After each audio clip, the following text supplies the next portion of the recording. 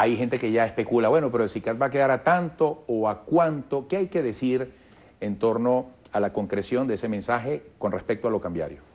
Bueno, el primer aspecto que debemos recalcar del mensaje del presidente de la República el día de ayer tiene que ver con las profundas expectativas positivas que se plantean para todo el país y que todos aquellos que venían creyendo, que venían pensando que esencialmente lo que le va a ocurrir a Venezuela y lo que iba a plantear el presidente en cuanto a las medidas, unas medidas de choque, unas medidas de debacle desde el punto de vista de la economía, sencillamente no existen. Nosotros no somos ese gobierno, nosotros no somos el gobierno de los paquetazos, no somos el gobierno de la represión, no somos el gobierno que sencillamente va a caer en el terreno del adversario que ha querido generar una guerra económica para golpear a nuestro país y por el contrario lo que hacemos son medidas de protección a la visión desde el punto de vista poblacional y adicionalmente de protección al desarrollo de la economía. Ese aspecto es sumamente importante porque se había generado intencionalmente, de manera tendenciosa, una matriz donde prácticamente tenían que existir unos estándares determinados de incrementos de precios y de una paridad monetaria distinta a lo que ha anunciado el presidente de la República. ¿Por qué eso lo hicieron? Lo hicieron como una provocación, con una idea de llevarnos precisamente a un escenario de debacle, de crisis. Probablemente algunos lo olvidan, pero el presidente de la República el día de ayer mostró unos videos que son sumamente importantes, donde se enuncia la direccionalidad de aquellos que venían de alguna manera propiciando situaciones al inicio del presente año. ¿Cuáles eran las situaciones que se buscaban? Provocar precisamente situaciones de desabastecimiento, provocar situaciones de contingencia en función de las colas, posteriormente cuando estuviese la gente aglutinada enfrente de los locales, agarrar y romper algunas vidrieras, generar situaciones de saqueo y posteriormente buscar reacciones de los cuerpos de seguridad del Estado en esos estatus. ¿Qué iba a ocurrir en eso? Lo que ellos que sencillamente conocen como su único código, que es sencillamente la represión de un pueblo.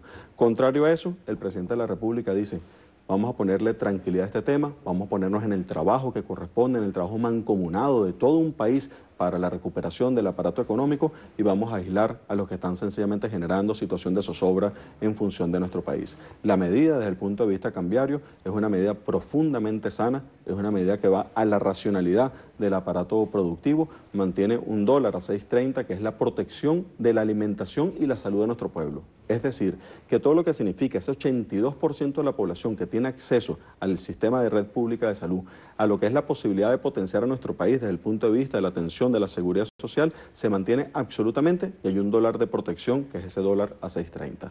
En el caso de SICAD, sencillamente se unifica. Hay un solo SICAD, que es precisamente la tasa donde vamos a garantizar con un mecanismo de fluctuación de la moneda en función de las características del mercado, de la oferta que se genere ahí, vamos a generar la posibilidad de tener la planificación desde el punto de vista del aparato productivo. Eso significa que las empresas, todas las empresas que producen sanamente, no que usan la moneda como mecanismo para generar ingresos, para generar ganancias, sino que usan la moneda como un mecanismo de acceder a los insumos para producir. Esos van a estar respaldados, van a estar protegidos y van a poder tener una planificación a lo largo de todo el año. Y finalmente se elimina lo que era anteriormente conocido como ese SICAD 2, ese que teníamos cerca de 51, 52 bolívares, esa tasa y todo lo que es el esquema, digamos, de mercado abierto que estaría planteado y se genera una visión de asumir la legalidad que va a tener todo ese tercer mercado que ahí se plantea para que exista una fluctuación libre de ese esquema en función de las casas de bolsa, tanto públicas como privadas, como el anunciado el presidente de la República. ¿Qué querían algunos? Sencillamente querían que se planteara una tasa donde fuese 30, 40, 50 bolívares, una unificación cambiaria con ese esquema y que se desprendieran los procesos inflacionarios. Algunos han planteado incluso, como vimos en algunos artículos de opinión que hay por ahí por algunas personas, que Venezuela renuncia a su política del acceso a la población a los bienes de consumo. Algunos quisieran que nosotros equiparáramos nuestros precios de los productos con los precios de algunos otros países. Pero ¿cuál es la tasa de consumo y de acceso que tienen los países vecinos en función de su poder adquisitivo? ¿Es cierto o no es cierto que algunos países vecinos, el 47% de su población no tiene acceso a los bienes de consumo sencillamente por el esquema monetario que han asumido o por el esquema productivo que han asumido? Nosotros garantizamos y privilegiamos, primero que nada, la garantía desde el punto de vista de la población. Yo quisiera, si me permite, mostrar unos datos que van a ilustrar esa protección. Es imposible hoy anticiparnos al probable nivel del SICAD que queda. Lo digo porque como hay tantas interpretaciones y gente que se pregunta tanto a cuánto, eso lo determinará la propia dinámica de las subastas, las demandas y todo eso. Ese es el comportamiento inercial del esquema especulativo sobre el tema de la moneda. Hay unas reglas que definió el presidente de la República el día de ayer. El equipo de la Vicepresidencia Económica Financiera con el Banco Central, que son los organismos competentes, definen las reglas para precisamente lanzarlo. Ahora, si va a ser un esquema, aquellos que además creen mucho en la fluctuación de la oferta y la demanda, si va a ser definido por la oferta y la demanda, ¿cómo pueden predecirlo? ¿Cómo pueden preestablecerlo si va a ser precisamente a función de la oferta y la demanda? Entonces, hay unos esquemas que se van a venir regulando por esos mecanismos. Lo que se han aplicado son unas medidas de sanidad desde el punto de vista del sistema financiero ante un impacto que le han venido generando precisamente a la moneda. ¿Cuáles son los grandes componentes de la guerra económica? El control del sistema logístico, el sistema de comercialización es un componente de la guerra económica y el componente de golpear la moneda. Por eso el presidente de la República, protegiendo a la población, asume estas medidas. A que no son las medidas que querían precisamente quienes han generado la guerra económica en función de su guión, precisamente. Nosotros nos caemos en esas provocaciones, nosotros tenemos una responsabilidad de país. Nosotros queremos la tranquilidad y la paz de nuestro país y aquellos que sencillamente tienen un guión preestablecido se encuentran que este gobierno no le hace el juego a ese guión que tenía preestablecido.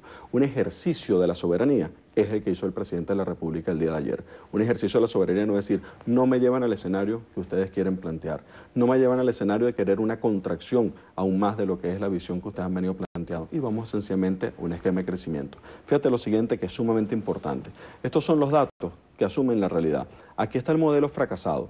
Aquí, estos números que tú ves, aquí corresponden al fracaso. Aquí algunos han querido hablar de modelos, ¿no? Contrastación de modelos. Pues aquí está el fracaso. Aquí están los que tenían el porcentaje que tenían dedicado al total de ingresos que tenía la República, 224.000 millones de dólares, y se dedicaban 83.000 millones de dólares a la inversión social.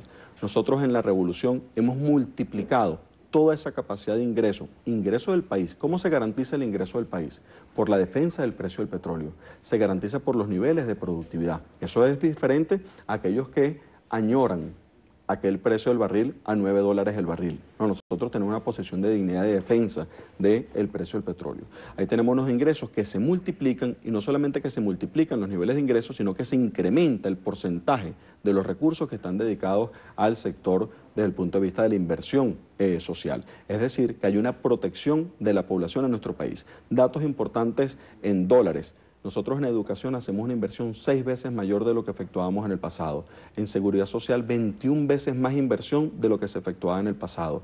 En salud, 9 veces más inversión de la que se efectuaba en el pasado. En desarrollo social y participación, 9 veces más inversión. En vivienda, 6 veces más. Ciencia y tecnología, 10 veces más de lo que se hacía. Solamente para poder tener alguna contratación, estas son las curvas. Estas curvas están en bolívares y nos dan una idea de cómo se ha venido incrementando los niveles de inversión social en función de nuestra población. Pero qué dato es muy importante que nosotros veamos. Yo quisiera, si me permite, poder mostrar este detalle. Tiene que ver con qué ha pasado con nuestra población. ¿Qué ha pasado desde el punto de vista económico con la población de nuestro país en función de los hogares que presentaban niveles de pobreza? Nosotros ahí tenemos un dato, fíjate esto. Esta es la disminución del nivel de pobreza de nuestra población.